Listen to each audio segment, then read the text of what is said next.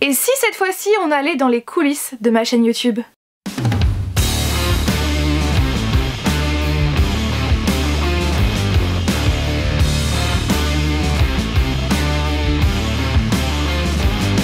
Hey vous, j'espère que vous allez bien.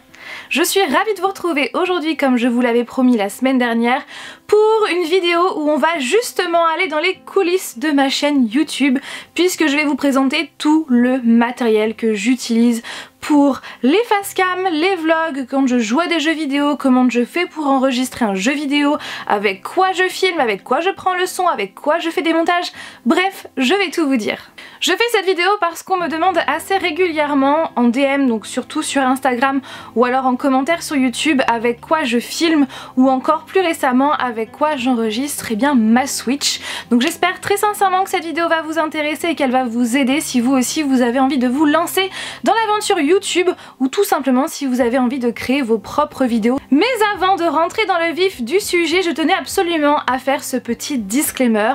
Sachez que pour la plupart des produits, en grande majorité, nous les avons achetés à deux, donc Flavien et moi, donc je ne suis pas toute seule à avoir investi dans ces produits puisque nous sommes fans tous les deux de photos et de vidéos depuis des années et des années et des années. Et bien évidemment, on n'a pas acheté tous ces produits en une seule fois, ça fait des années et des années qu'on achète petit à petit produit par produit. De toute façon, je mettrai tous les liens en barre d'informations si ça peut vous intéresser.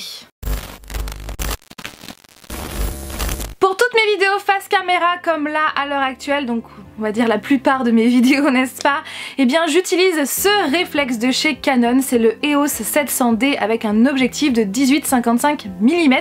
Et nous avons aussi un second objectif qui est un zoom macro, donc qui fait 18-250 mm, qui nous sert en fait majoritairement pour la photo, notamment toutes les photos que nous avons prises à New York, donc sur l'Empire State Building, ont été prises avec cet objectif là.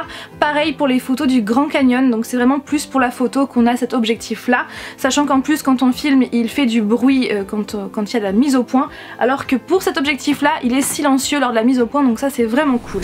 Pour prendre le son de mes vidéos, j'utilise un micro externe qui est rajouté sur la caméra. Donc c'est un micro Rode, pas le premier de la gamme mais le second. Mais sachez qu'il existe un micro plus petit et moins cher chez Rode. J'ai rajouté une bonnette anti-vent autour de ce micro, donc qui coûte je crois une quinzaine d'euros si je ne dis pas de bêtises, puisque ce n'est pas fourni lors de l'achat du micro. Vous avez juste une bonnette classique.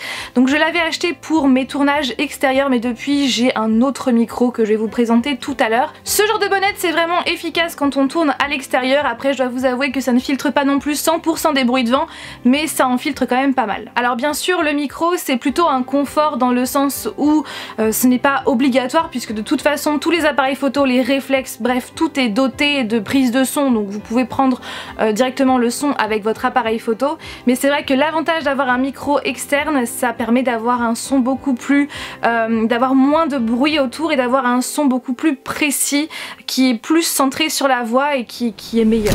Pour la caméra, j'utilise cette petite télécommande, bon pas à l'heure actuelle puisqu'elle n'a plus de pile, mais sinon oui en temps normal je l'utilise.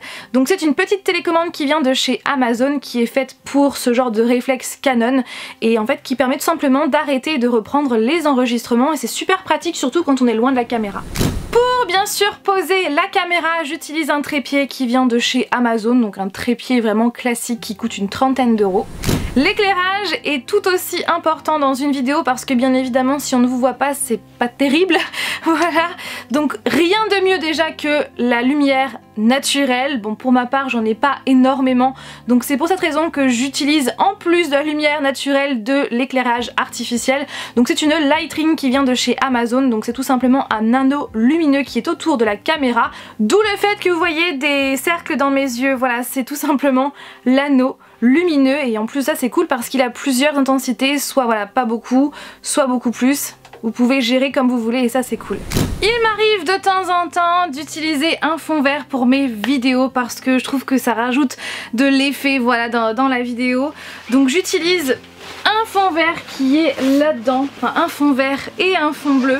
Donc tout dépend de comment je suis habillée.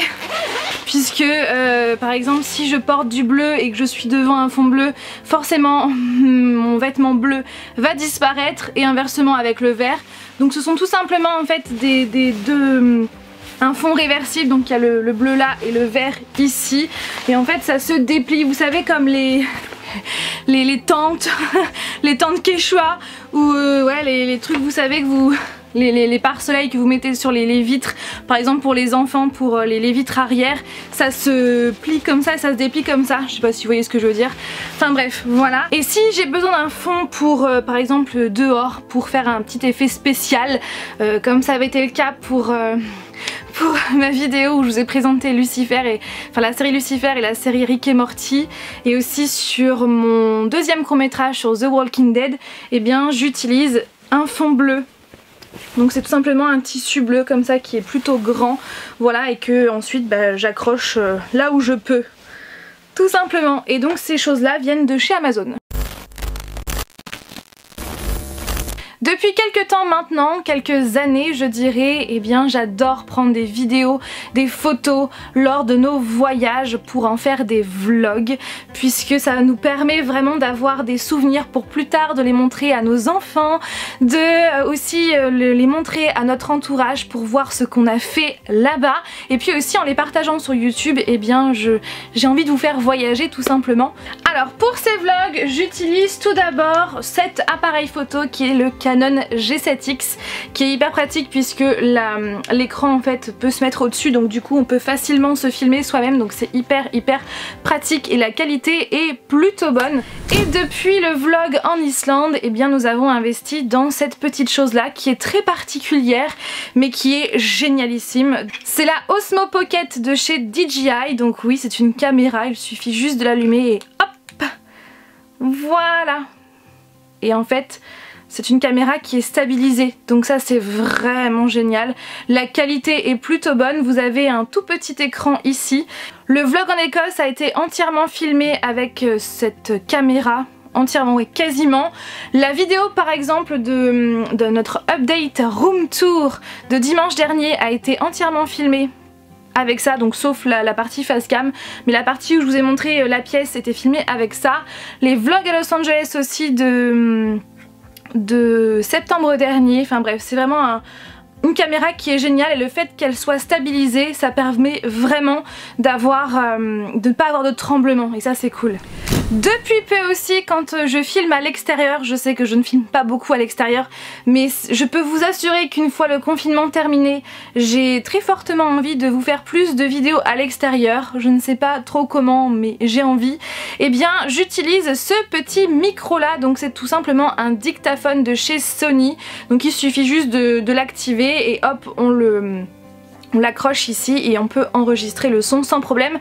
D'ailleurs beaucoup de youtubeurs utilisent ce genre de micro là, donc si vous voyez cette attache dépasser sur un vêtement, c'est que c'est ce micro là qui est vraiment de très bonne qualité, avec un très bon son, et qui est vraiment plutôt pratique vu sa finesse et vu sa taille. Quand on part en voyage, on emmène systématiquement ce petit trépied qui est vraiment hyper pratique, qui prend quasiment pas de place dans la valise, vraiment il est tout compact. Ce petit trépied en plus, une fois déplié, il fait une hauteur plutôt bonne, je sais plus du tout de combien de hauteur il fait. Donc il vient de chez Amazon, il est comme cela et c'est vraiment hyper pas indispensable, mais disons que pour filmer, pour prendre des images fixes, des séquences vidéo vraiment fixes comme des timelapses, c'est vraiment hyper pratique. Depuis quelques années, j'aime bien faire des let's play sur ma chaîne, donc j'en fais depuis, je crois depuis Rise of Tomb Raider, donc depuis 2015. Après, je n'en fais pas autant que j'aimerais, étant donné que ce sont des vidéos qui prennent quand même pas mal de temps, puisque même si vous voyez que 30 minutes par exemple de jeu, en général c'est une partie réelle qui dure 2 heures et ensuite on prend que le meilleur, que ce qui est intéressant pour la vidéo. Le montage dure quand même pas mal de temps, donc j'en fais pas autant que j'aimerais. Sauf en ce moment, puisque en ce moment tous les vendredis je poste une vidéo let's play sur Animal Crossing. Donc si vous les avez loupés, les liens sont en barre d'informations. Et donc récemment on m'a demandé avec quoi je filmais ma Switch. Et bien sachez que pour toutes les vidéos let's play, je filme mes consoles à l'aide de ce boîtier d'acquisition. Donc c'est un boîtier Avermedia LGP Lite GL310. Je ne sais pas s'il existe encore puisque je l'ai depuis, depuis au moins 5 ans. Je sais qu'il existe d'autres modèles, donc n'hésitez pas à checker ça sur Amazon ou sur internet. Et notamment moi j'ai appris l'existence de ce petit boîtier d'acquisition grâce à YouTube, grâce à des tutoriels, donc n'hésitez pas à chercher sur YouTube également. Donc pour vous expliquer, c'est un boîtier qui ressemble à ça. Alors pour enregistrer un jeu vidéo, c'est vraiment tout simple. Alors déjà vous devez avoir votre ordinateur d'allumé puisque c'est sur votre ordi que tous les fichiers vont être stockés. Donc il y a un câble qui va de votre ordi au boîtier et ensuite de ça il y a un câble HDMI qui doit aller de votre console à ce boîtier en étant branché ici et un autre câble HDMI qui est branché ici et qui est branché à votre télé. Voilà, et en appuyant sur ce bouton vous enregistrez ou vous arrêtez l'enregistrement de votre jeu tout simplement. Et tout se fait sur le logiciel Rec qui est hyper pratique, très simple d'utilisation et franchement j'utilise que ça pour enregistrer mes jeux vidéo et je ne m'en passerai plus. Voilà, tout simplement. Je sais qu'il existe aussi l'option de brancher votre console sur votre ordinateur et ensuite d'enregistrer l'écran de votre ordinateur par le biais d'un logiciel. Je sais que c'est possible. Alors pour la partie montage, j'utilise le logiciel de montage Final Cut Pro 10, donc disponible sur tous les produits Apple. Donc ce logiciel là je l'utilise depuis des années et des années, il est hyper pratique mais très onéreux, je dois vous avouer, très onéreux. Et à ce logiciel vous pouvez rajouter des plugins, donc soit gratuits soit payants pour avoir des effets supplémentaires en plus des effets de base que vous avez dans votre logiciel de montage. Quand je fais des voix off pendant le montage, donc pour par exemple des vidéos vlog ou alors des vidéos de maquillage par exemple, eh bien j'utilise ce micro, donc c'est le Blue Yeti qui n'est pas blue mais noir. Super jeu de mots. Il est noir du coup et sachez qu'il existe aussi en gris.